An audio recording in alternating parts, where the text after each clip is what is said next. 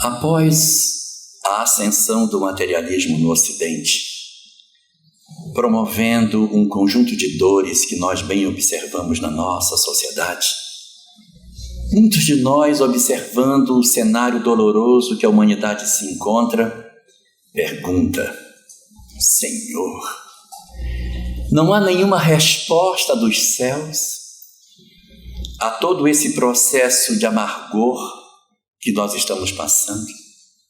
Quantas dores, quantas angústias que estamos vivendo no momento presente. E se nós fôssemos colocar no papel as dores que a gente atravessa, quais dores são produzidas em função da própria lei de causa e efeito e quais são as dores que são produzidas pelos homens? A gente vai descobrir que a maior parte das nossas dores não vem da lei, vem da maneira como as pessoas nos tratam. Que a maior fonte de males que a gente tem, na verdade, é de origem humana. As dores que a lei de causa e efeito nos oferece, elas até são bastante difíceis em alguns casos. Mas no cômputo daquilo que nos acontece, as dores produzidas pelos homens são bem mais numerosas do que poderiam ou necessitariam ser. Mas o mundo espiritual não dorme. O governador do planetário, ele tem uma maneira muito particular de lidar com os problemas da humanidade. Quando ele percebeu que os seus diversos missionários não haviam conseguido sensibilizar o coração de muitos daqueles que deveriam ter despertado, ao invés de degradar os indivíduos que estavam marcados pela sua resistência, a decisão dele foi vir em pessoa para trazer a mensagem. Ele tem uma maneira muito particular de resolver os problemas. É isso que denota a condição espiritual dele ser elevada. Quando nós alcançamos a Idade Média, em que os homens haviam destruído o conhecimento que nós tínhamos, haviam tocado fogo nos livros, perseguido os cientistas, fazendo uma série de incursões contra todo o pensamento filosófico contrário ao cristianismo, em que a própria arte empobreceu. Quando olhamos a arte do período clássico, as esculturas gregas, e olhamos as pinturas que a gente encontra na Idade Média, a gente se pergunta o que houve conosco. Que parece que atrofiamos em termos de conhecimento. Por que a arte lá dos gregos era tão superior à arte medieval, que tem aquelas figuras chapadas, com dificuldade até de proporção? Tem algumas imagens do Cristo crucificado que ele deve ter umas 30 costelas de cada lado. Então você tem assim algumas imagens profundamente mal desenhadas no período da Idade Média. O que foi que houve? Por que o homem destruiu a ciência, destruiu a filosofia, destruiu a arte e envenenou a religião? Se o governador planetário fosse outro, se fosse eu, teria deslocado um meteoro e teria dito: olha, deu errado, vamos começar tudo de novo, porque eu fui em pessoa para pregar o amor. E com a doutrina do amor eles fizeram isso, que resposta tem que ter? Esse pessoal não tem jeito mesmo. Mas olha a resposta do nosso governador. Quando ele viu que havia tudo se perdido, ele reuniu no mundo espiritual uma coletividade de entidades de uma capacidade de gênio extraordinária e disse: preciso que vocês renasçam de novo, porque os homens mataram todo o conhecimento. O conhecimento estava morto, tudo havia sido destruído. Então, ele convoca esses gênios e diz: vocês, numa janela de um século, renascerão sobre o planeta. e promoverão a redescoberta do conhecimento. O conhecimento está morto, vocês vão fazer o conhecimento reviver.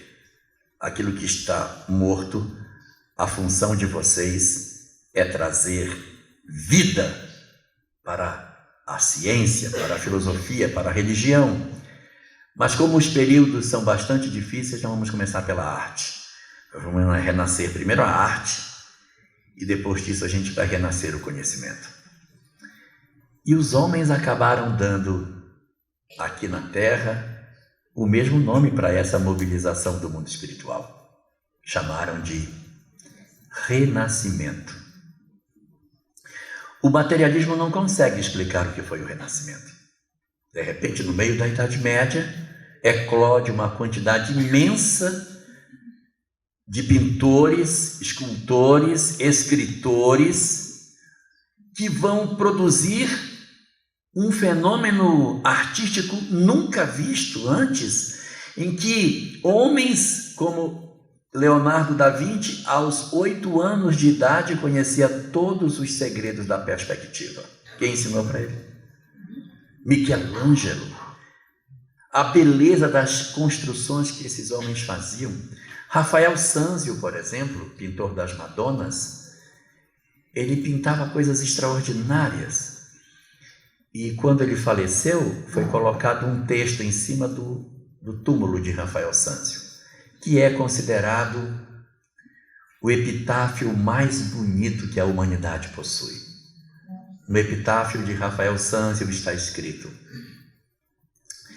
quando vivo, a natureza o temia, porque ele poderia pintar tão bem quanto ela.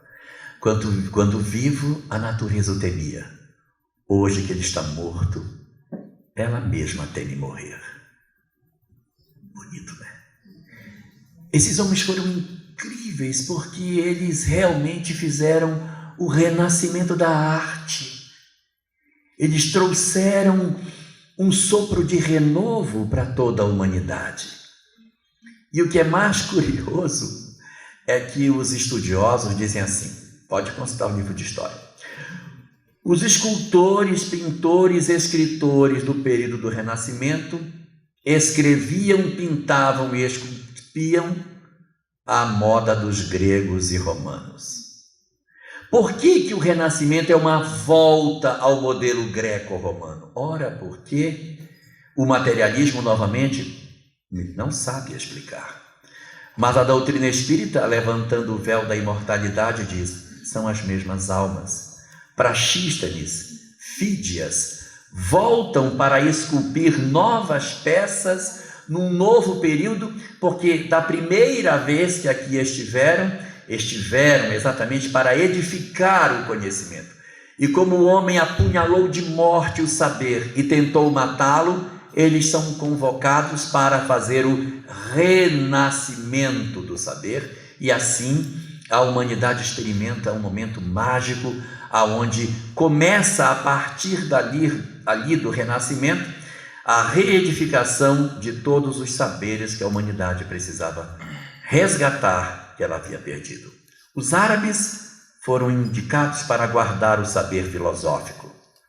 Mais tarde, quando essa onda de intolerância passou, os próprios cristãos foram na Arábia, capturaram os textos antigos e retraduziram do árabe para o latim, fazendo com que os textos dos clássicos gregos nos fossem conhecidos, sem que nós agradecêssemos aos muçulmanos eles terem sido os guardiães da filosofia durante o tempo em que o Ocidente esteve tomado pelo fanatismo.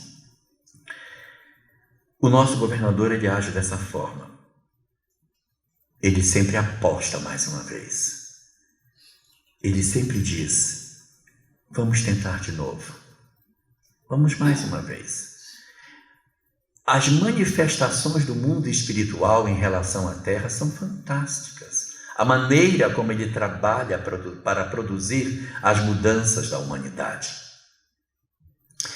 Através da obra Brasil, Coração do Mundo, Pátria do Evangelho, nós temos notícia de que ele, vendo a Europa ensanguentada pela loucura das cruzadas, da violência da Inquisição, e os processos dolorosos do fanatismo religioso, decidiu que transferiria para um outro local a semente do Evangelho na expectativa de que ela renascesse sem os pruridos das dores daquilo que a Europa possui. Quando se fala de cristianismo na Europa, as pessoas geralmente associam o cristianismo à intolerância, à rigidez, a uma doutrina passadista, marcada por uma série de visões exclusivistas. Enquanto que quando você pergunta no Brasil, resuma o cristianismo em uma única palavra, as pessoas responderão: amor. Porque nós conseguimos aqui ressignificar o cristianismo como sendo uma doutrina de amorosidade, porque nós não temos sobre a nossa história as marcas dolorosas da Inquisição que aconteceram na Europa. Houve episódios de Inquisição aqui, houve, mas eles não marcaram a história do cristianismo. Isso não maculou a nossa visão, diferente do que aconteceu na Europa. E quando no século XIX o homem levantou a bandeira infeliz do materialismo, que oferece aos homens uma visão muito pequena do que seja a existência e que rouba de nós a perspectiva de entendermos o que verdadeiramente somos, o mundo espiritual iniciou a sua mobilização. Já fazia tempo que essa promessa estava colocada. Quando Jesus reuniu com seus discípulos na quinta-feira à noite em que foi preso, ele faz um discurso muito interessante que está gravado no Evangelho de João, no seu capítulo 14, 13, 14, 15. Mas é no capítulo 14 que ele vai dizer que ele mandaria um outro Consolador. Se era outro, é porque ele era um. Então Jesus era um Consolador. Claro, suas palavras cheias de misericórdia, falando do Pai, que recebe o filho pródigo, abrindo os braços sem perguntar o que aconteceu, preparando uma festa. Falar do bom samaritano que recolhe o outro, sem perguntar quem era ele. Suas histórias cheias de misericórdia, suas falas aonde ele dizia: vinde a mim todos os que vos achais cansados e aflitos, e eu vos aliviarei. Então ele era um Consolador, mas ele disse que ele mandaria um outro Consolador. Então é interessante observar que ele mandaria um outro, mas o outro que viria não é o outro que viria como sendo o ensinador, o esclarecedor, o doutrinador, o professor, muito menos o aterrorizador. O que vem é o Consolador, significando que aquele que viesse, quando chegasse, traria para as criaturas humanas uma sensação de que estão agasalhados nos braços da consolação. Não faz sentido, portanto, quando muitas vezes a gente observa algumas falas, alguns pensamentos que, ao invés de nos consolar, enchem as nossas almas de medo, de temor, como se nós estivéssemos diante de uma doutrina que vem nos punir, que vem nos tomar conta, pedir contas do que fazemos, quando o Cristo, na verdade, teve sempre uma preocupação em misericórdia. Mas ali no sermão do cenáculo ele diria: um outro Consolador para que fique eternamente convosco. Então não é uma pessoa. E se fosse uma pessoa não ficaria eternamente. Tem que ser alguma outra coisa, uma ideia, um pensamento, um conjunto de ideias, uma doutrina, sei lá, mas algo que não é uma pessoa. E disse: e ele vos relembrará tudo quanto vos tenho dito. Se ele vai relembrar, é porque seria esquecido. Porque ninguém relembra o que não foi esquecido. Ele vos relembrará tudo quanto vos tenho dito. E vos ensinará todas as coisas que por ora não podeis suportar. Então já havia essa promessa de que um outro Consolador viria. Já havia a perspectiva no mundo espiritual para que, num dado momento, as manifestações que pudessem trazer o Cristo de volta se dessem. E, de fato, durante a Idade Média, nós nos afastamos da mensagem de Jesus. Nós esquecemos o que ele falava. Houve um período em que a gente promovia as guerras e dizia: você tem que reconhecer o meu Senhor como sendo a verdade. Você reconhece o meu Senhor como sendo a verdade? Não, então eu vou te matar. Então, a gente queria matar as pessoas porque elas não pensavam como nós. E quando o outro dizia: eu não conheço o seu Senhor, me diz o que ele fala para eu poder dizer se eu aceito ou não. Eu não sei o que ele fala, mas você tem que seguir o que o meu Senhor fala. Porque nós passamos, ao invés de viver a sua mensagem, nós passamos a adorar o mensageiro. Eu tinha uma mensagem, ao invés de eu dizer, essa é a mensagem dele. Não, eu vou adorar o mensageiro. E foi uma estratégia muito bem montada da espiritualidade inferior, porque fez com que as pessoas acreditassem que estavam seguindo a mensagem cristã, quando na verdade elas estavam apenas adorando o mensageiro, sem necessariamente viver o que o mensageiro diz. Não sei se é claro o que eu digo, mas de certa maneira nós ficamos muito afetos a paramentos, a liturgias, sem que nós mergulhássemos de maneira mais efetiva na vivência daquilo que ele teria para nos oferecer. E foi esse afastamento que foi produzindo nos homens a secura dos seus corações e implantou, exatamente ali no século XIX, no coração daquilo que era o saber dos homens, a Europa, a eclosão do pensamento materialista. E o que vai acontecer? É preciso uma resposta do governador planetário para isso. Então, esse mensageiro que viria para ser o Consolador novo, não tinha melhor hora para ele aparecer. Mas ele não poderia vir como uma revelação religiosa. Porque se a religião estava sendo tão perseguida, se ele viesse como religião, ele teria morrido dentro do ovo.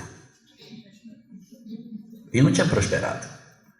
Não, houve uma revelação espiritual e eu estou... Então, não vai funcionar. Não vingaria. Não vingaria. Essa revelação, esse conhecimento, ela teria que ser feita de maneira distinta. E aí, uma coisa muito curiosa.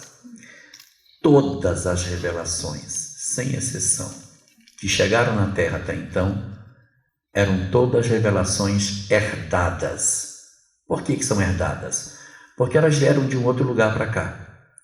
Os Vedas chegaram na Terra e os sábios dos Vedas disseram: olha, o conhecimento é esse aqui, bota no papel.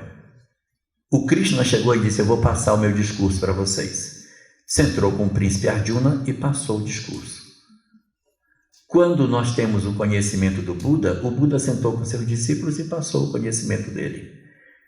Então, embora esses saberes sejam impressionantes nos Vedas, inclusive até transmigração planetária tem nos Vedas, e o Bhagavad Gita seja um pensamento extraordinário nos seus 18 cantos, em que a gente perceba com nitidez como nenhum outro texto antigo tem, embora o Bhagavad Gita tenha aqui 5.200 anos, dizendo sobre reencarnação, sobre mundo espiritual, sobre transformação das criaturas. É impressionante.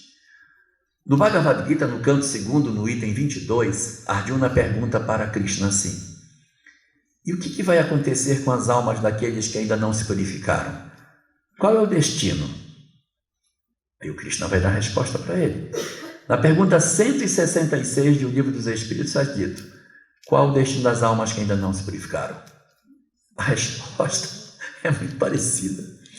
O Krishna diz: assim como o corpo troca de veste, assim também o espírito trocará de corpo quantas vezes se fizer necessária, até alcançar a perfeição. E o Livro dos Espíritos diz: terão que experimentar uma nova existência corporal a fim de se libertarem das suas imperfeições. Então, há uma convergência de pensamentos, Mas o Krishna chegou e disse o que era. Sócrates chegou e disse o que era. Jesus chegou e disse o que era. O anjo Gabriel entrou na caverna com Muhammad e disse as suratas que compõem o Corão. Então, essas revelações, alguém veio e disse, está aqui, ó, essa aqui é a revelação, pode levar. Essas revelações, elas têm um traço muito forte de aspecto religioso. Então, a nova revelação que viria, ela teria que ter uma outra forma de ser concebida. E ela vai ser construída como a primeira das revelações na Terra, que foi edificada efetivamente sobre o planeta. Porque ela não foi entregue pronta. Ela foi entregue como um grande mosaico.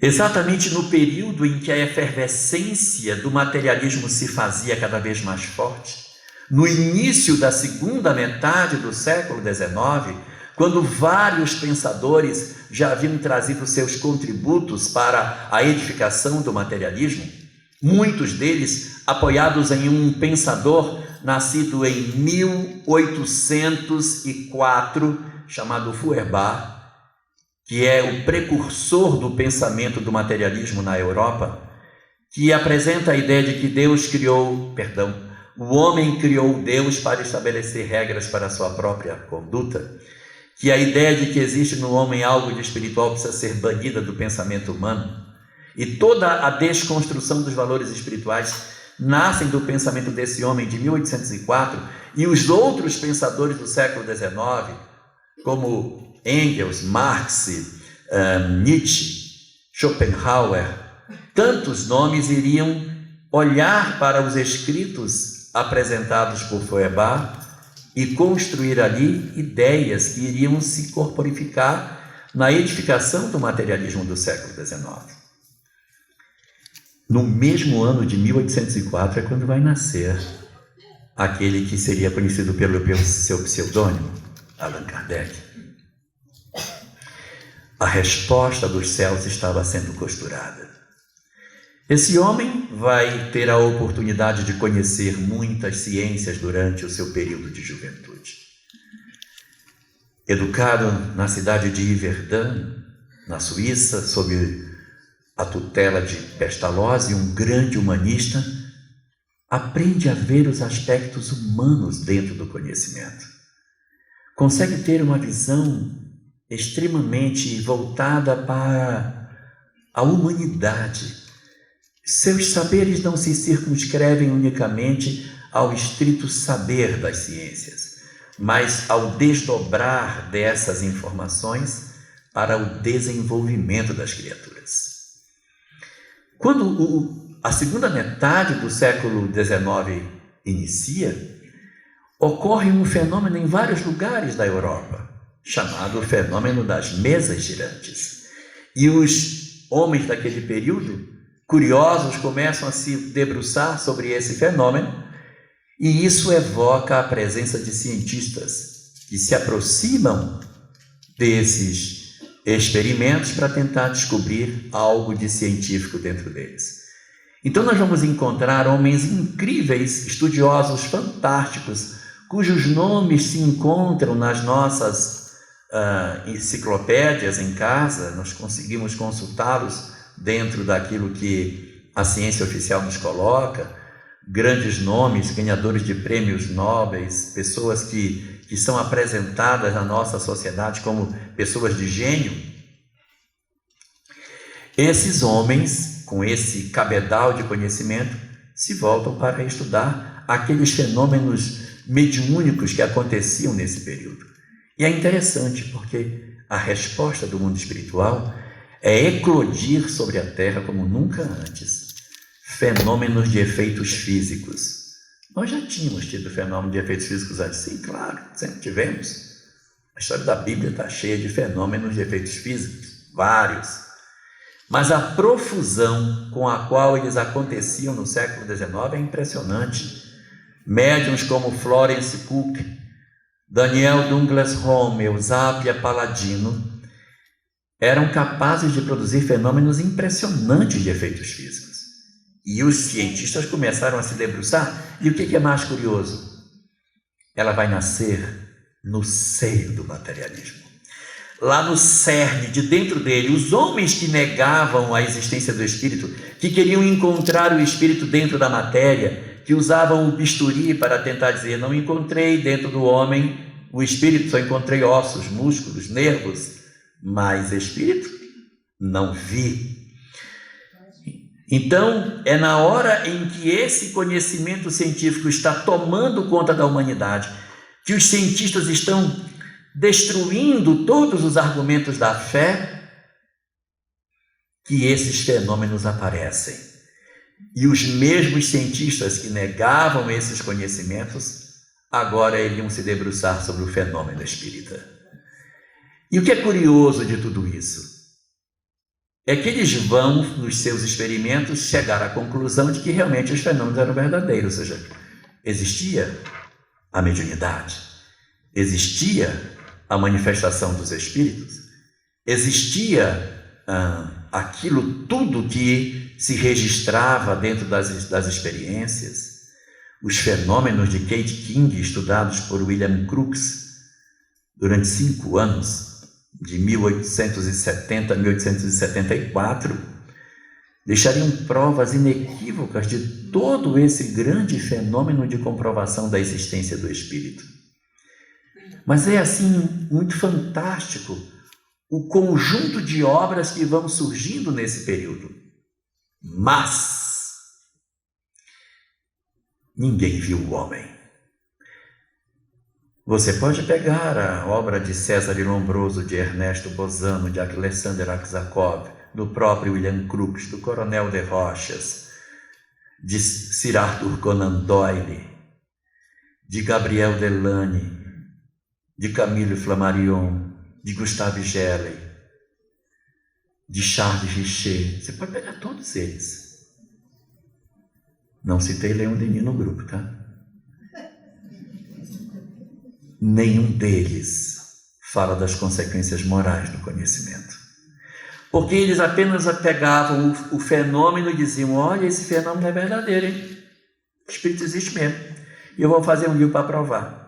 Depois ele fazia um segundo para provar que o que ele provou era verdade mesmo. Aí fazia um outro estudo em cima.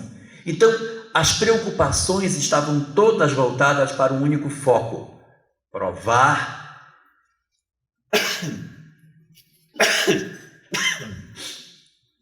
que o fenômeno era verdadeiro. Quando Allan Kardec se aproxima desses mesmos fenômenos, ele tem uma visão completamente distinta.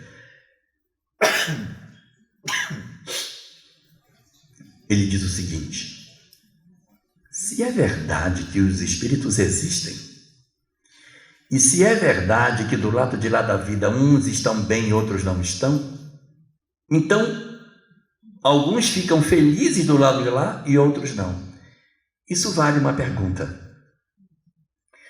como devem viver os homens para serem felizes quando forem espíritos? Essa é a pergunta. Então ele descobre a consequência moral do conhecimento espírita.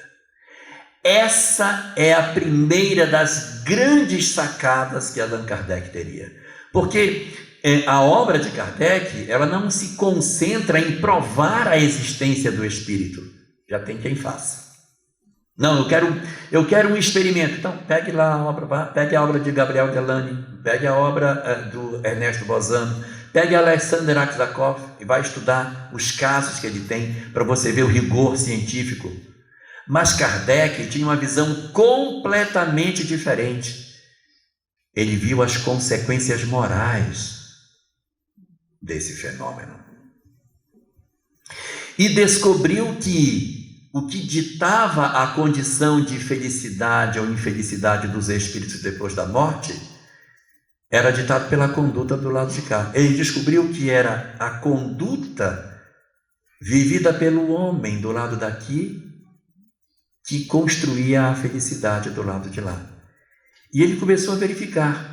No livro Céu e Inferno tem 68 casos de espíritos que se comunicam. E ele vai separando: olha, esse aqui é um espírito que ficou feliz, esse aqui é um espírito que não ficou feliz, esse aqui está em condições medianas. Ele vai separando os espíritos em várias categorias. E o capítulo dos espíritos felizes tem 18 casos. Um dia eu me dei o trabalho de pegar os 18 casos para descobrir o que é que tinha de parecido neles, né? Porque tem que ter alguma coisa para você também ser espírito feliz, né? Não é possível. Vamos procurar. Aí fui ver. Tem velho e tem jovem. Não é a idade. Tem rico e tem pobre. Não é o dinheiro. Tem espíritas e tem não espíritas. Não é a religião. Não é a visão de mundo. Tem aqueles que são do presente e tem aqueles que são do passado. Então não é de uma certa época. E aí você começa a procurar, começa a dar um desespero, porque eles são tão diferentes que você diz, meu Deus, tem um traço que conecta essas 18 personalidades. E eu achei. Aí eu vou passar para vocês, que aí vocês já vão saber. O que é comum em todas as 18 biografias? Eles eram todos prestativos, preocupados com o próximo. Preocupados com o outro. Ajudavam as pessoas, eram pessoas solícitas, disponíveis para as outras pessoas. Quem não está muito disponível para o próximo, fique esperto. Então, ele vai apresentar uma doutrina profundamente diferente de tudo aquilo que havia sido visto. Porque durante o período da desconstrução da religião feita pelos iluministas, todos os pontos fundamentais do cristianismo haviam sido destruídos. O que aconteceu? Jesus dizia que tinha Deus que era o Pai. O materialismo veio e tirou Deus. Tirou Deus da jogada. E no lugar de Deus colocou o homem. Não, o homem é o centro de tudo. E tirou. E não tinha nenhuma religião que pudesse colocar Deus de volta, porque o materialismo arrancou Deus e botou o homem, não tem como fazer. Não tinha como reedificar. Não tinha. O cristianismo tinha como regra a imortalidade. Até Jesus retornou do túmulo provando que o homem é um ser imortal. O materialismo veio e destruiu a existência do espírito. Não, esse negócio de espírito não existe. Pode tirar fora, isso aqui é bobagem. E no lugar do espírito, ele apresentou a materialidade da vida. Ele apresentou que o que existe é aquilo que eu posso tocar e sentir com meus 5 sentidos. E o cristianismo apresentava o amor como regra de conduta.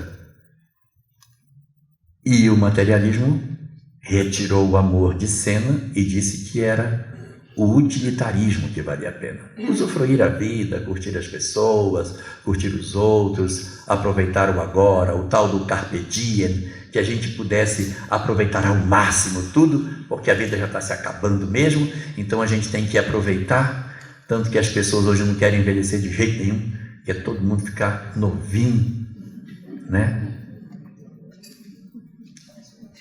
Não tinha como retornar esses conceitos. Não tinha, porque eles destruíram Deus, destruíram o Espírito e destruíram o amor. Para que eu reedificasse, eu precisava de alguma coisa que calçasse por trás esses princípios. Eu precisava de alguma coisa que calçasse a ideia de Deus, que calçasse o Espírito, que calçasse o amor. Então, quando Allan Kardec constrói essa doutrina, ele está muito focado nas consequências morais que ela tem. Porque se é verdade que somos espíritos imortais, isso muda todo o sentido da vida. Se eu entender que a vida é como a doutrina espírita nos apresenta, muda tudo. Transformam-se os nossos objetivos, os nossos propósitos. Então, ele vai calçar esses conhecimentos. Como que eu posso calçar a existência de Deus? Não tem como calçar. Com Deus, não tem como dizer que Deus existe, porque ele tanta injustiça, tanta fome, tanta miséria, tanta coisa absurda acontecendo. Deus não existe. Aí a gente tem um princípio doutrinário chamado lei de causa e efeito. Com o princípio da lei de causa e efeito, eu consigo enxergar Deus. Sem a lei de causa e efeito, eu não consigo colocar esse princípio de pé. A ciência derruba o princípio. Mas quando eu me aproximo do conceito da lei de causa e efeito, que eu entendo o mecanismo dela funcionando e a razão pela qual muitas coisas acontecem, eu consigo perceber a existência de Deus na sociedade. Então, isso produz em mim um sentimento extraordinário, o sentimento de perceber que é possível sim a existência de um Criador, a despeito de tudo aquilo que o materialismo nos apresenta.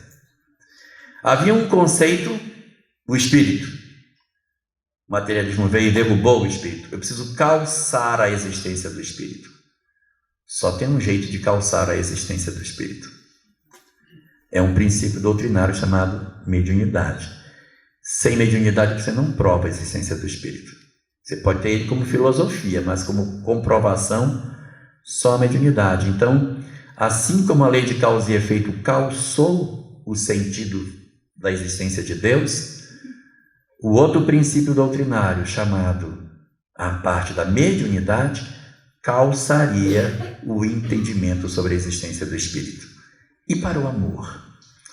O amor é uma grande bobagem. O Espiritismo nos mostra que o destino de todos nós é a felicidade. Esse é o objetivo, a felicidade. Mas ela não é gratuita. Tem portas para acessar a felicidade. E a chave da porta se chama amor. E são várias portas. Eu vou amando e vou abrindo porta. Quanto mais eu amo, mais porta eu abro. A felicidade está lá, mas eu preciso ter a chave para abrir. E essa chave é o amor. Então, através da reencarnação, a gente conseguiu entender que nós necessitamos do amor para acessar a felicidade. O amor é a primeira palavra do alfabeto divino e a reencarnação é a segunda, porque uma sustenta a outra. Com isso, a doutrina espírita retornou à condição efetiva de apresentar aos homens um renovo no pensamento religioso. Através do pensamento codificado por Allan Kardec surge esta obra, o Livro dos Espíritos, que vai oferecer a nós as respostas dos Espíritos às questões que lhes foram formuladas. Aqui nós vamos encontrar uma segunda grande sacada genial de Allan Kardec. Ele cria um método para poder estudar o Espiritismo. Como é que eu vou saber o que é certo e o que é errado? Como é que eu vou saber quem está dizendo a verdade e quem não está? Então ele cria um método. O método chama Universalidade dos Ensinos dos Espíritos, onde ele perguntava a mesma coisa para vários grupos em diversos países. E ele diz, se eu perguntar para um médium só, o médium pode estar perturbado. Eu vou pegar uma informação errada. Se eu perguntar para um grupo só, o grupo todo pode estar perturbado. Então eu vou pegar uma informação errada. Mas se eu perguntar para vários grupos, eu terei uma informação muito mais qualificada. Então, a gente vai admitir como verdade espírita aquilo que se conseguir recolher de diversos grupos em diversos países, diversas cidades distintas, para que a gente consiga ter uma visão um pouco mais alinhada com o que seja a ideia geral. Ainda que as respostas não convirjam quanto às palavras, elas precisarão convergir quanto às ideias. E aí, o pensamento de Allan Kardec vai sendo estruturado, edificando para nós os saberes que produziriam a mensagem espírita. As religiões, de certa maneira, encontravam sustentação para os seus princípios. Se nós formos fazer um estudo das religiões antigas e modernas, nós vamos perceber que todas as religiões elas estão apoiadas em 4 pilares, todas elas. O primeiro pilar das religiões é a existência de uma divindade. Não existe religião se não tiver uma divindade que criou alguma coisa. Então, as religiões têm a divindade, que vai ser a edificadora do mundo material. Não importa se é politeísta, monoteísta, enoteísta, tanto faz. Então, eu tenho ali uma visão na qual os indivíduos percebem a existência de uma divindade que pode ser de qualquer jeito, mas tem uma divindade que criou todas as coisas. Um segundo princípio que toda religião tem é que todos nós somos dotados de uma parte espiritual. Todos nós temos uma parte material e uma parte espiritual. E toda religião diz que quando vem a morte, a parte material morre, mas a parte espiritual sobrevive a isso e vive após a morte. É muito interessante porque as diversas culturas antigas todas tinham a mesma verdade, o que prova que a mediunidade já estava presente na nossa sociedade há muito tempo, porque eles viam os espíritos e diziam: não, eu vi meu pai na caçada conosco, eu vi minha mãe, eu vi os espíritos, então não há como negar. Então os nossos ancestrais de diferentes lugares do planeta tinham religiões que poderiam ser distintas, mas todas elas tinham a ideia de um Criador e a ideia da existência da alma imortal que sobrevivia à morte. Um terceiro ponto muito curioso de todas as religiões é que todos os deuses das várias religiões, todos eles são deuses morais. Todos eles têm regras de conduta. No Egito Antigo, quando os faraós eram sepultados, eles se colocavam do lado umas peças de pedra chamadas estela. Nas estelas estava escrito assim: ó senhores deuses do Egito, cuidai do nosso faraó, que foi bom para com os pobres, cuidou das viúvas. Eles sabiam, tá? Desde a época do faraó, o que é que a gente deveria fazer para que os deuses cuidassem da gente. Saber que a gente devia seguir o código de conduta era comum a todas as doutrinas. Então havia uma regra. Os deuses sempre ditaram regras de condutas para os seus fiéis. Aqueles que o Deus criava, não, aqui tem determinadas regras. Entre os bárbaros, por exemplo, tinha uma regra que aqueles que morressem em combate iam para o céu. Então eles queriam morrer lutando, que era a chance que tinha de ir para um lugar melhor. E já o Império Romano lutava com um soldado, coitado, né, que ganhava salário. O outro queria o céu, é difícil ganhar essa guerra. Então, um primeiro princípio, a divindade. Um segundo, a alma imortal. O terceiro, as regras. E o quarto, toda religião tem e tinha: o julgamento. As almas após a morte, elas são todas julgadas. A cena de uma balança é muito comum nos julgamentos após a morte, em que os bons, ou seja, aqueles que obedeceram aquele código que o Senhor tinha, vão para um lugar bom e os desobedientes vão para um lugar ruim. Gente, pode ser a religião que for, ela tem essas 4 peças. E o julgamento está presente, até no Antigo Egito tem um julgamento muito conhecido da deusa Maat, que eles colocam uma balança com uma pena da deusa Maat de um lado e o coração do faraó no outro, e o coração tem que ser mais leve do que a pena, que se ele for mais pesado, tem um deus na forma de um crocodilo que come a alma do faraó. Então, vocês procurarem julgamento egípcio, vocês vão ver essa imagem da balança e o faraó sendo julgado. Isso está em todas as religiões. Isso atravessou os séculos, atravessou os milênios. E quando chegou no século XIX, foi tudo desfeito. Foi tudo desmontado.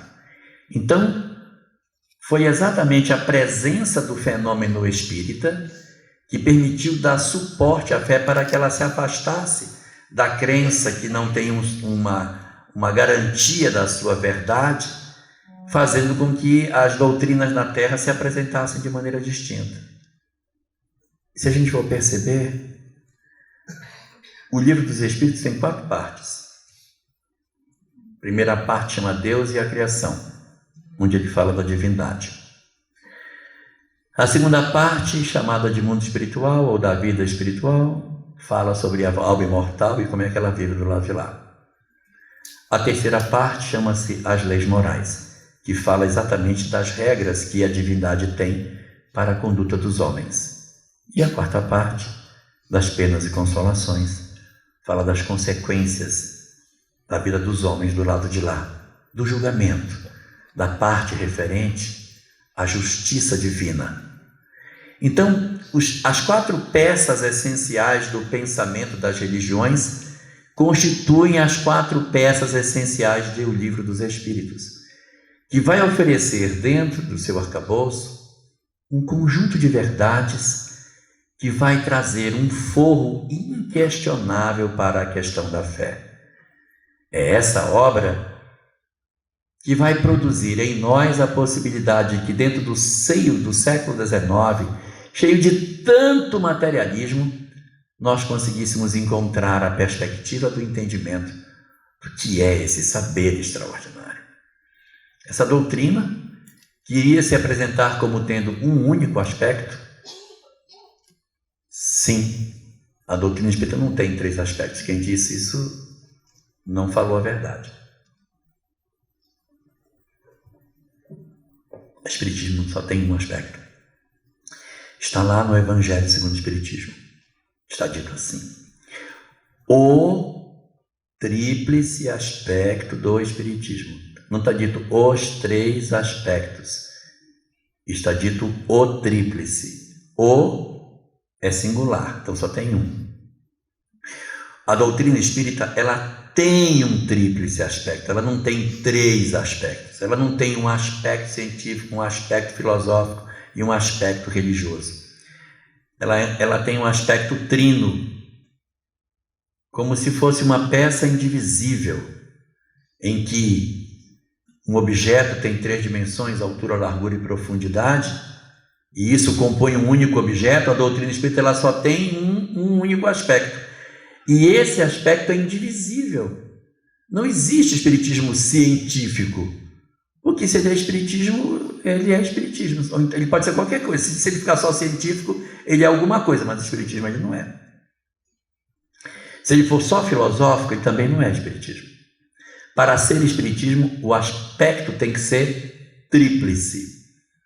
Os nossos estudos, as nossas análises, elas precisam navegar entre esses 3 âmbitos do conhecimento, sem que a gente diga hoje a gente vai falar só de ciência, amanhã vamos falar só de filosofia e amanhã a gente vai falar só de religião.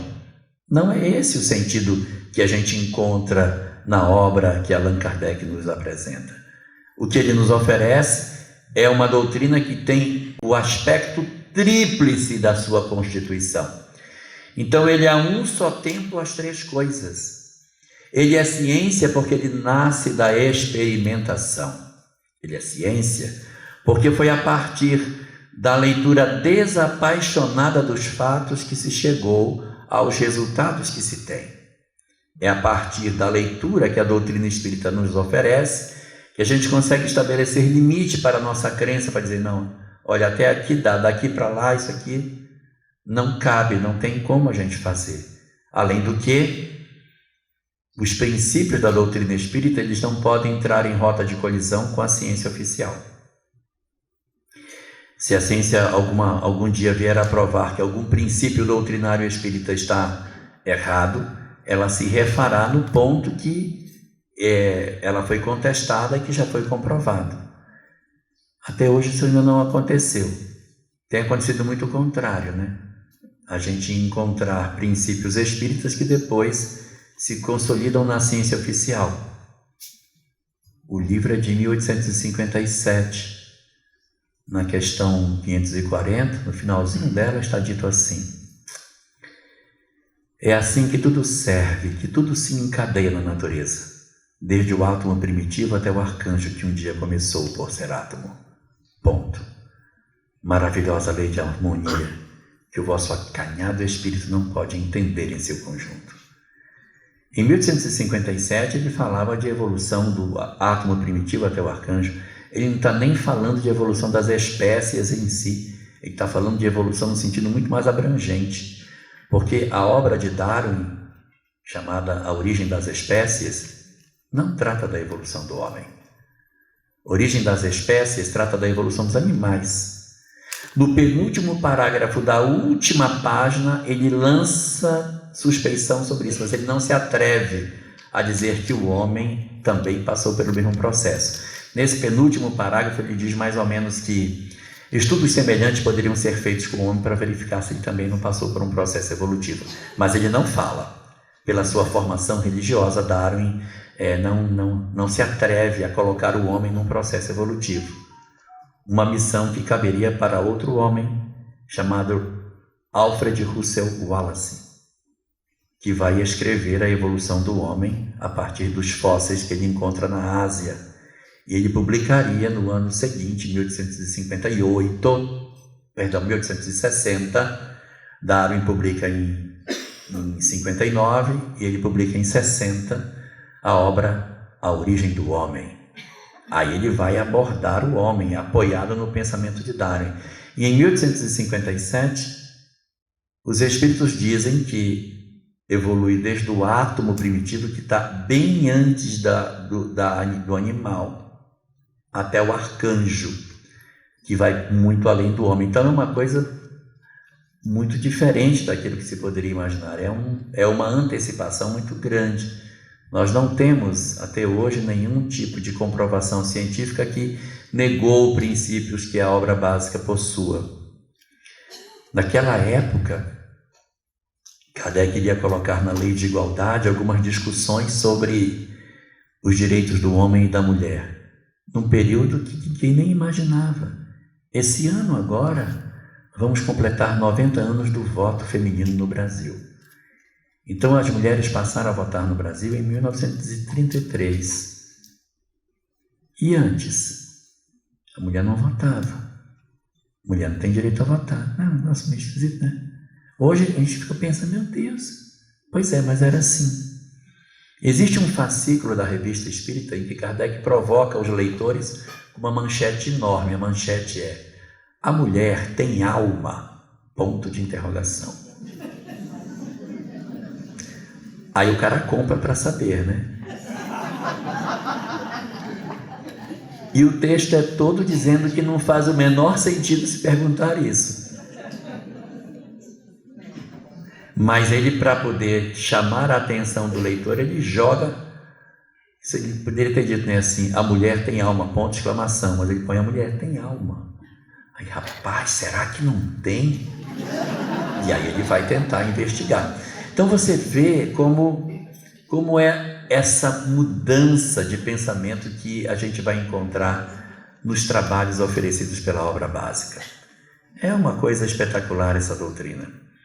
E assim, ele começa a investigar o comportamento humano para descobrir como devem viver os homens para que sejam felizes como espíritos.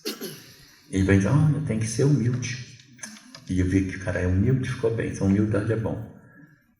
Isso aqui perdoou, também está bom. Não, perdão também é bom.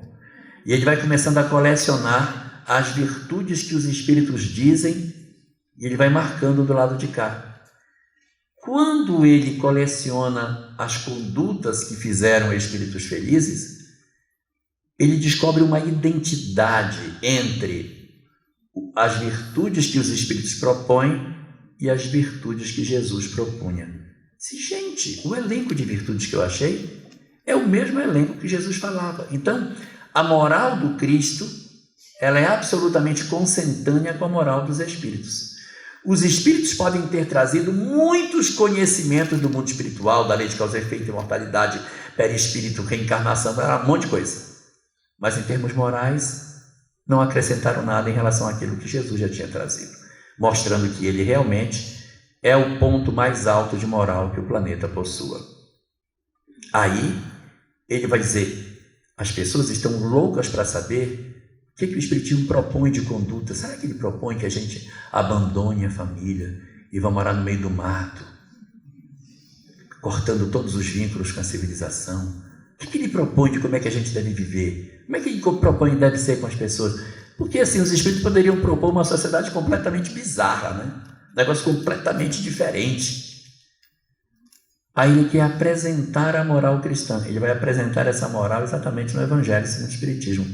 O Evangelho segundo o Espiritismo é o livro que confirma que a moral do Cristo é perfeitamente harmoniosa com a moral que os Espíritos propõem. Então, ele vai apresentar aí uma visão muito transformadora daquilo que se via de religião no passado. Porque ao invés de ser uma forma de adoração ao mensageiro, ele vai resgatar os conteúdos que o mensageiro apresentava. Vamos estudar. Ele falava o quê? Então, o Espiritismo, ele se ocupa de pegar as mensagens das palavras de Jesus, dos seus ensinamentos, vamos interpretá-los para poder vivê-los, não é? Nós temos que conhecer, meditar, sentir e vivenciar o Evangelho. Eu preciso conhecer isso, preciso travar contato com todo esse conhecimento, preciso, na verdade, meditar sobre todos esses princípios, para sentir na minha intimidade todos esses conceitos e vivê-los de verdade. Então, a proposta da doutrina espírita não é que a gente seja apenas conhecedores da literatura espírita. Enganamos-nos a nós próprios quando achamos que o conhecimento da literatura espírita vai garantir a nós algum passe livre no mundo espiritual. Não vai. Não vai. Questão 982 de O Livro dos Espíritos. 982. Pergunta Kardec: será necessário que professemos o Espiritismo e creiamos na manifestação dos Espíritos para termos até assegurado a nossa boa sorte na vida futura? Quer dizer, se eu for espírita, eu vou ficar bem? Resposta: se assim fosse, seguir-se-ia que estariam deserdados todos os que não creem ou não tiveram ensejo de esclarecer-se, o que seria um absurdo. Ponto. Então, o que é que leva a pessoa para a boa sorte? Só o bem assegura a boa sorte na vida futura. Então, vai nos ensinar que a gente não tem que ter exclusivismo de fé. Católicos, protestantes, budistas, judeus, muçulmanos podem ter um mundo espiritual maravilhoso, enquanto que nós podemos não ter esse mundo tão maravilhoso. Porque o que vai determinar a nossa condição de felicidade é o bem que vivemos, é o bem que sentimos. E isso que é magistral, é isso que é extraordinário, porque é uma doutrina que vem trazer para nós de maneira inequívoca esse processo de transformação das nossas vidas, essa mudança interior que a gente precisa fazer pela vivência efetiva daquilo que a literatura espírita nos propõe. Mas tem uma coisa bela, é que no discurso de Jesus, no Sermão do Cenáculo, na quinta noite, ele definiu essa doutrina como o Consolador prometido. Assim, a essência dessa mensagem não pode ser outra senão a consolação. E o que é que nós recolhemos nas páginas espíritas senão consolo? Como diz Emmanuel, mais forte do que a perda de um filho só existe uma coisa: saber que ele continua vivo. Saber da imortalidade da alma é uma das maiores consolações. Saber que a gente vai ter a chance de reencontrar com os nossos entes queridos é extraordinário. Mas quando você tem um ente querido que teve uma vida pouco recomendável, você diz: meu Deus, ele vai viver eternamente. Ele vai sofrer eternamente. Então eu nem quero que ele seja imortal, porque ele vai sofrer muito. Mas aí a doutrina espírita diz: não só ele vai viver imortalmente, como ele vai ter a possibilidade também de se transformar. Ele não vai ficar nessa mesma condição o tempo todo, ele vai progredir. Então isso é outro elemento de consolação. Não só vai viver, mas também vai progredir. Nossa, vai ser bacana, ele vai progredir, vai ser lindo, ele vai progredir. Mas ele vai progredir e eu não vou nem saber dele. Vai ser ruim, porque ele vai pegar o caminho dele para lá, eu vou pegar meu caminho para cá. Não, tenho mais uma para contar. As almas que se amam se reencontram. Os meus amores me aguardam. Eu vou rever as pessoas que eu tanto amo. Eu vou ter a oportunidade de me reencontrar com as pessoas que eu sinto tanta saudade. Isso é extremamente consolador. Isso é extraordinário. E às vezes nós dizemos assim: poxa, mas isso tudo é bom, mas fulano é tão difícil. Eu acho que no caso dele não vai ter jeito. Acho que esse não vai. E a doutrina espírita traz uma nova consolação para nós, dizendo que o destino de todos nós é a felicidade. Gente, isso é maravilhoso demais. Saber que todos nós temos um encontro marcado com a felicidade, isso é extraordinário. Isso é maravilhoso. Você ser informado de que seu filho, seu marido, seu pai, sua mãe, sua filha, sei lá quem quer que seja, que pode ter tido equívocos durante a existência, não está condenado ao sofrimento. Que todos nós temos um encontro, desde agora, saber que a gente tem esse encontro. Isso é maravilhoso. E nos conta a doutrina espírita que para que a gente consiga se desembaraçar dessas imperfeições, nós temos a oportunidade do renascimento através da reencarnação. A reencarnação é uma das coisas mais bonitas que a gente tem dentro da doutrina espírita. E dentro do capítulo da reencarnação, um dos conceitos mais belos que existem é o conceito do esquecimento do passado. Que algumas pessoas dizem, mas a gente bem podia renascer sabendo, né? Porque se esquecer, não está com nada, a gente tem que renascer lembrando tudo. Gente, se for para renascer lembrando tudo, é melhor ter uma encarnação logo de 50 mil anos. Pronto.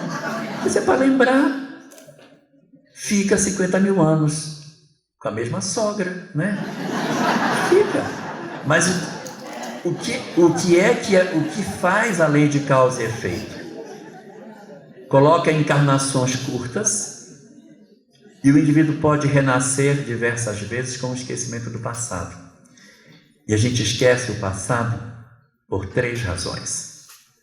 A primeira é para esquecer o mal que fizemos e eu consiga fazer uma nova história. A segunda é para esquecer o mal que os outros me fizeram, porque ninguém conseguiria suportar ter como pai, mãe, irmão, filho, esposa, pessoas que a gente lembrasse tudo aquilo que aconteceu no passado. Então a primeira é para que eu esqueça do que eu fiz. A segunda é para que eu esqueça aquilo que os outros me fizeram. E a terceira é para que os meus inimigos me esqueçam.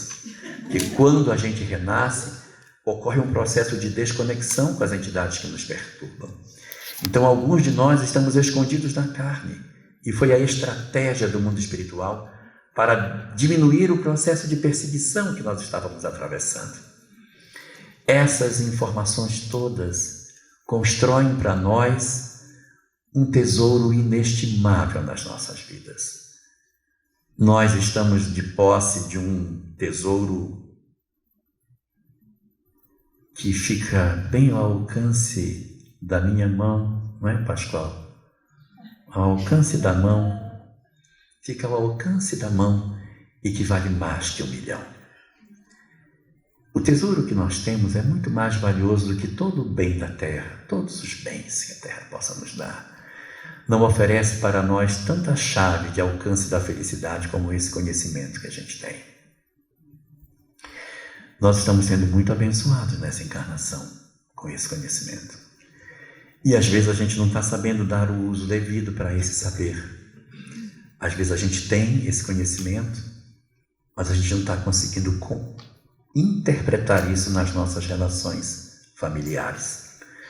Às vezes nós estamos cheios de saber e muito fracos de amor. Ninguém vai nos perguntar a questão do livro dos Espíritos quando a gente desencarnar. No Evangelho segundo o Espiritismo, no capítulo 14, que fala sobre honrar pai e mãe, há uma mensagem que diz assim: lembrai-vos todos vós que um dia se vos perguntará: que fizeste dos filhos confiados à vossa guarda? Essa é a pergunta. E para essa pergunta, a resposta não é que a gente deu a eles um curso superior, que a gente deu a eles mestrado e doutorado, nem mesmo que nós conseguimos que eles entrassem pelo caminho do bem. A nossa resposta é o que eu fiz, é o que fizeste pelos filhos confiados à vossa guarda. Não é o que fizeram os filhos confiados à vossa guarda. se perguntará o que fizemos. Então, se de repente a gente desistiu, é o que está se perguntando, é o que fez, não o que eles fizeram. Se os nossos filhos de repente enveredam pelas sombras da vida, mas eu fiz tudo o que eu podia sem desistir de ninguém, eu tenho uma boa resposta para dar. Mas se eu de repente desisti, porque eu não fui capaz de superar os meus momentos de crise e abandonei meus filhos em função da conduta equivocada que eles tinham, eu não terei boas respostas para oferecer. Esse conhecimento espírita, portanto, que a gente tem, é um conhecimento que ele não é simplesmente para o deleite dos nossos cérebros, porque ninguém vai perguntar nada disso para nós. Vai perguntar o que a gente fez com o que sabia. Se a gente estuda, se aprofunda em reencarnação, em mediunidade, lei de causa e efeito, é para ganhar mais força para mudar, não é para saber. É para que isso nos ajude a vivermos melhor em família. Para que quando eu viva um drama, eu diga, eu sei de onde eu vou tirar forças para superar esse momento. Porque se eu tivesse um conhecimento menor, talvez eu não suportasse a pressão espiritual em cima de mim. Mas quando eu tenho toda a leitura que eu tive a chance de conhecer, eu estou tendo a chance de mudar a minha vida. E talvez esta seja a mais importante encarnação que já tivemos até hoje. Porque muito provavelmente essa é a primeira vez que nós estamos conscientes de que somos espíritos ainda na carne. Nas outras vezes que vestimos vestes de tantos sacerdócios diferentes, que nos debruçamos sobre tantos livros santos, nós talvez não tenhamos tido a chance de entender a vida como entendemos agora. Nossa relação familiar, ela precisa ser transformada visceralmente quando se tem o contato com a doutrina espírita. Eu não estou dizendo que a gente vai transformar as nossas famílias com o conhecimento, mas nós vamos transformar a nós mesmos. Não é para a gente criar a falsa ideia de que o conhecimento espírita vai fazer as nossas famílias serem absolutamente harmônicas como família de margarina e propaganda de margarina. Não é. As nossas famílias continuarão tendo problemas, conflitos, dramas, mas eu me forro de maneira muito mais efetiva para o enfrentamento natural das dificuldades da existência. Nenhum de nós reencarnou aqui trazendo passaporte espiritual. Ninguém veio com passaporte. Todo mundo veio com carteira de trabalho. Então a gente não veio para cá para passear, brincar, se divertir. Aqui não é uma Disneylândia. Aqui é um lugar para enfrentar os nossos conflitos. Então, a convocação que a doutrina espírita nos faz não é para simplesmente saber espiritismo. É para que esse saber impregne nas nossas almas verdades de maneira tão profunda que eu consiga ter as forças para resistir aos dramas que todos nós teremos. Ilusão nós acharmos que se nós orarmos com força e fé, a tempestade vai passar. Tem vezes que não vai. Tem vezes que a gente vai orar para que os nossos lares se acomodem e não vai acontecer. Sabe por quê? Porque Deus se utiliza de duas técnicas nas nossas vidas. Tem vezes que Ele acalma a tempestade e tem vezes que Ele acalma o marinheiro. Porque o marinheiro tranquilo atravessa mares encapelados. E pode ser que as nossas famílias nunca deixem de ter os conflitos, os dramas. E a gente pode passar uma existência inteira vivendo esse tipo de dificuldade. Mas isso não pode ser tomado por nós como se de repente a gente não tivesse cumprido com a nossa tarefa. A nossa tarefa é semear. Eis que o semeador saiu a semear. Nós não temos que colher. O nosso trabalho é fazer. É exercer entre os homens a capacidade de vivermos aquilo que a gente sabe. Se a gente não conseguir terminar a nossa história nessa existência com uma família toda harmonizada, que levemos para o mundo espiritual a certeza de que usamos todos os nossos recursos para que ela se harmonizasse. É isso que nos mede, e não a capacidade de termos todo mundo dentro do quadradinho como a gente sempre sonhou. São as vitórias que a gente vai ter entre nós que vão permitir com que a gente diga: eu venci a mim mesmo, porque a gente não salva o outro, nós salvamos a nós próprios. Nós podemos até ajudar o outro, mas o outro precisa fazer a sua própria história de salvação. E só para concluir essa minha fala, eu queria só resgatar um ponto que eu toquei e eu vou voltar agora. Quando se fala que o Brasil é o coração do mundo, a pátria do Evangelho, existem muitos que se riem dessa frase e que debocham disso, dizendo que isso foi um desvario mediúnico e que um país com tanta desigualdade nunca poderá ser o coração do mundo e a pátria do Evangelho. Para esses, eu tenho uma notícia para dar.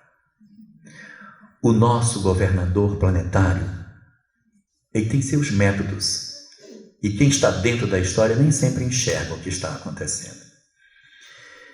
Se o Brasil é o coração do mundo, então o mundo é o corpo e o coração é o Brasil.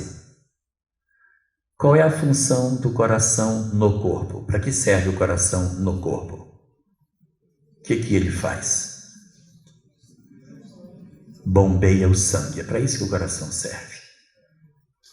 Ninguém percebeu que isso aqui virou um centro de formação de mão de obra para a divulgação do bem? Ninguém percebeu a quantidade de literatura que tem no Brasil e a escassez que existe em outros países?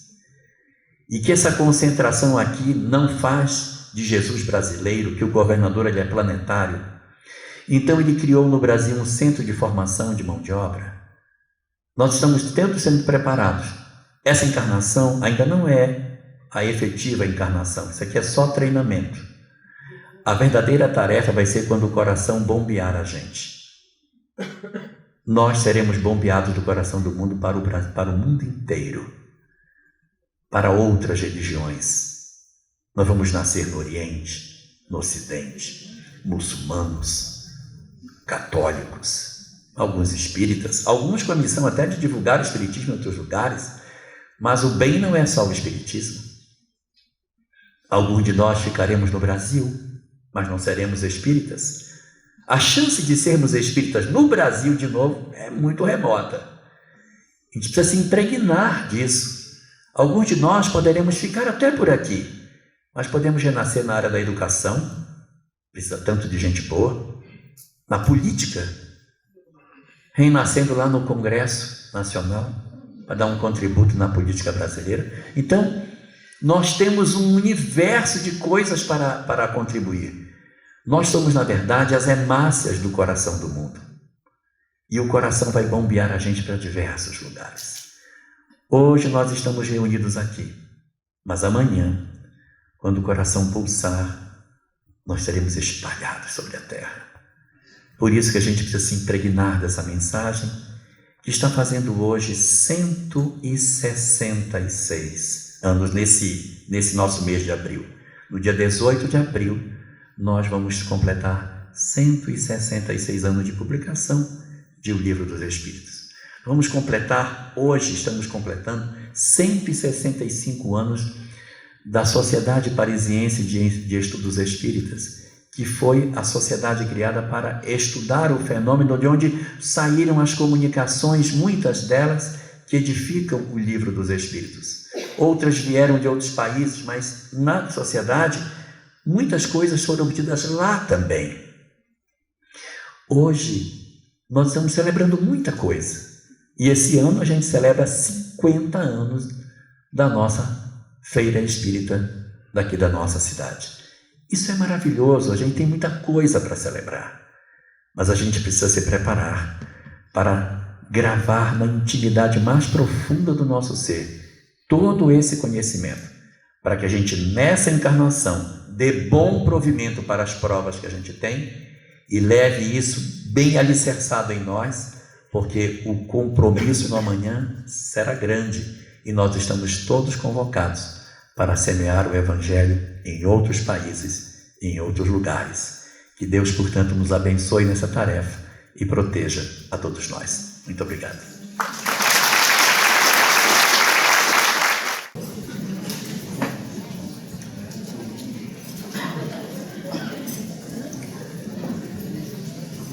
Confesso para vocês que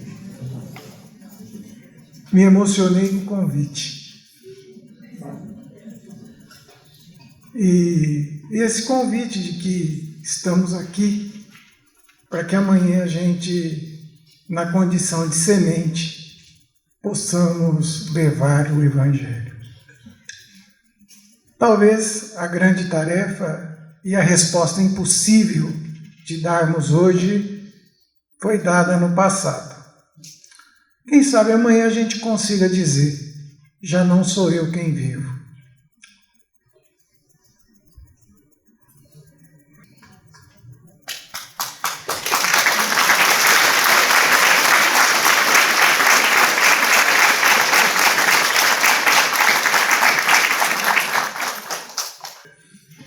A União das Sociedades Espíritas Intermunicipal de Ribeirão Preto, a nossa USE, agradece a todos, entende que tudo que irá fazer ao longo deste ano é para dar vida ao conteúdo espírita, ao conteúdo do Evangelho, a fim de que nos ajude na transformação e na reforma íntima tão imprescindível para que a gente possa, na condição de semeador, sair a semear.